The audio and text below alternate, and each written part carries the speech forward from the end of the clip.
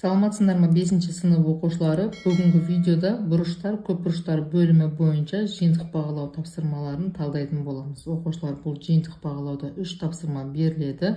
Бірінші тапсырмада былай дейді: мына сызбаны қолданып, әр бұрыштың түріне бір мысал келтіріңіз. Бұрыштың түрлері бар: сүйір бұрыш, доғал бұрыш, тік бұрыш, жазыңқы бұрыш және толық бұрыш. Ең алдымен сүйір бұрышқа мысал келтіретін болсақ, өздерің білу керексіңдер. 90 градустан кіші болатын болса, бұрыштың мәні, оны біз сүйір бұрыш деп атаймыз. Яғни DOE сүйір бұрышы, SOD, VOS және AOV, AOF бұлар сүйір бұрыштар. Солардың бірін мысалға келтіріп жазсақ болады. Мысалға бұрыш DOE. Екінші доғал бұрыш.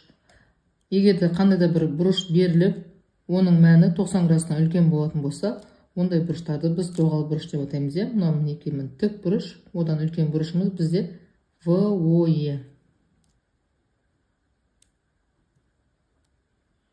Бұрыш VOE доғал бұрыш бола алады және FOE де доғал бұрыш бола алады.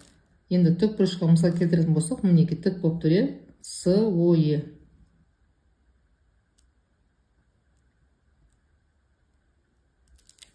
Ал енді жазыңқы бұрышқа мысал келтіретін болсақ, жазыңқы бұрыштың мәні өздерің білесіңдер, 180 градусқа тең AOE.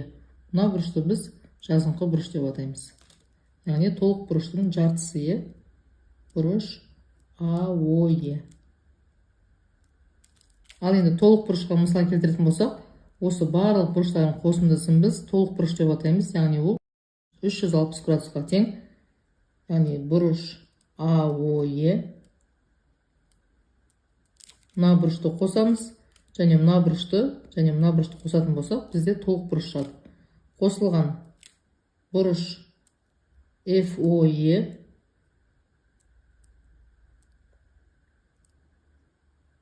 және қосылған AOF.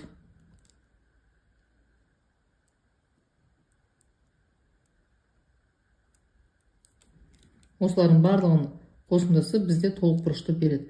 Келесі екінші тапсырмада транспортирдің көмегімен берілген бұрыштарды салыңыз дейді. Яғни 28 градус салуымыз керек.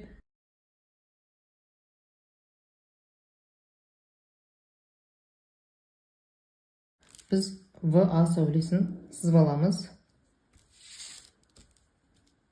В нүктесі, мына бізде А нүктесі.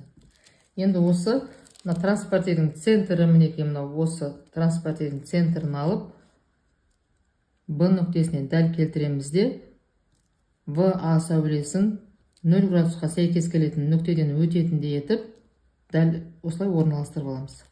Мынау сызықпен мына 0-дің тұсы сәйкес келу керек та. Енді 0-ден бастап 28 градус аламыз. 10, 20, мұнда мінекей 30-ға 2 штрих жеткізбей, нүктені белгілеп аламыз да, осында VS сәулесін сызамыз. Мінекей осылай 28 градусты сызып алсақ болады.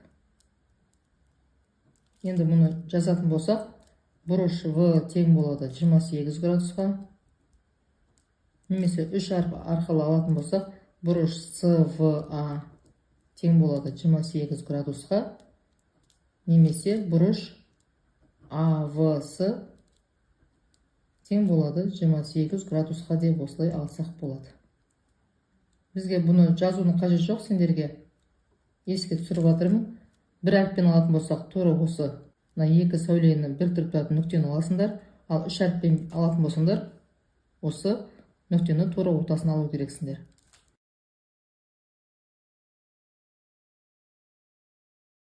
Жаңағыдай, мысалға CD сәулесін сызып алайық.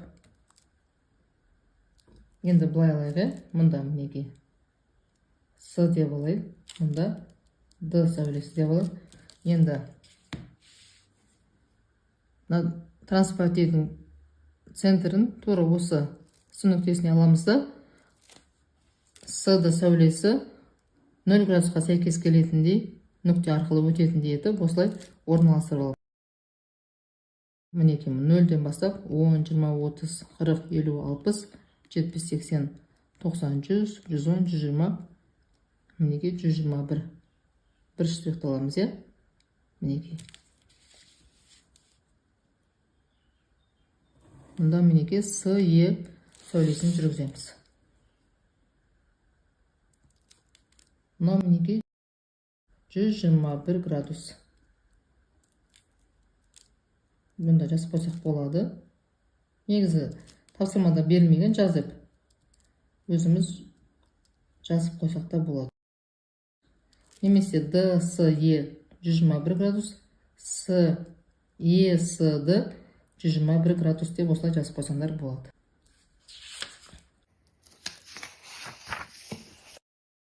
Үшінші есепте оқушылар былай дейді: X айнымалының мәнін және белгісіз бұрышының градустық өлшемін табыңыз дейді.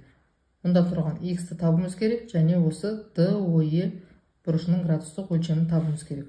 Жалпы оқушыларына AOE бізде жазыңқы бұрыш, яғни 180 градусқа тең екен. AOV 15 градусқа тең. Мұндағы VOD 135 градусқа тең. Мынау SOD 28 градусқа тең. Мына бұрышпен X-тің мәнін табуымыз керек.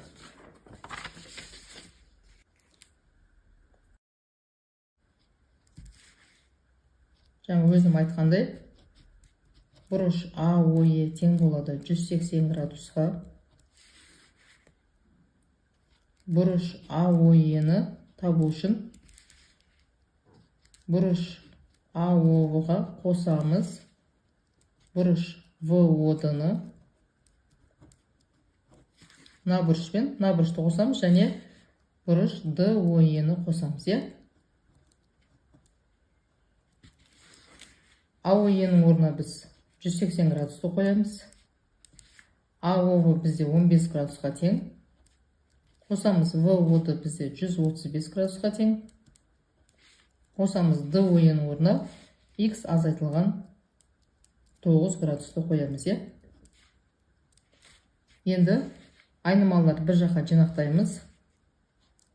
X азайтылған 9 градус тең болады 180 градус азайтылған 150 градусқа. X азайтылған 9 тең болады, мұнда мінекей 30 градус болады, екеуін азайтқан кезде. Ал X тең болады 30 градус қосылған 9 градусқа.